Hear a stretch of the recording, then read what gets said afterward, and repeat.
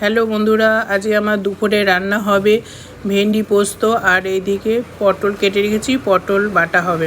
তার জন্য দেখো পটল সিদ্ধ করে রাখা হয়েছে, আর ওইদিকে রসুন আর লঙ্কাও রাখা হয়েছে। এবার পটলটাকে মিক্সিতে আমি লঙ্কা রসুন দিয়ে পিষে নিয়েছি। এবার এটাকে কড়াইতে কালো জিরে ফোড়ন দিচ্ছি, দিয়ে এবার পটল যে বাটাটাকে ওর মধ্যে দিয়ে দিলাম, দিয়ে হলুদ পরিমাণ মতন, লবণ পরিমাণ মতো দিয়ে এটাকে নাড়াচাড়া করে জলটাকে ভালোভাবে শুকাতে হবে।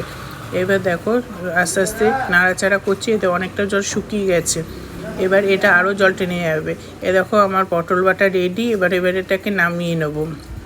এবার কড়াইতে আমি তেল দিলাম, দিয়ে কালো জিরে ফোড়ন দিলাম, দিয়ে এবার এটাকে কালো জিরেটা পুড়িয়ে গেলে আমি ভেন্ডি যে কেটে রেখেছি ওটা এক এক করে কড়াইতে দিতে থাকছি। এবার এটাকে নাড়াচাড়া করে একটু ভেজে নেব। ভেজে নেওয়ার পর পরিমাণ মতন হলুদ আর লবণ দিয়ে এটাকে আবার নাড়াচাড়া করব। আর একটা মিক্সি জারে আমি পোস্ত আর লঙ্কা পিষে রেখেছি, সেটা এর মধ্যে দিয়ে দিয়েছি। পরিমাণ মতন জলও দিয়ে দিয়েছি। এটা ফুটছে, দেখো এই জল ফুটে কমে গেলে আমার ভেন্ডি পোস্ত রেডি। কেমন লাগলো বন্ধুরা জানিও।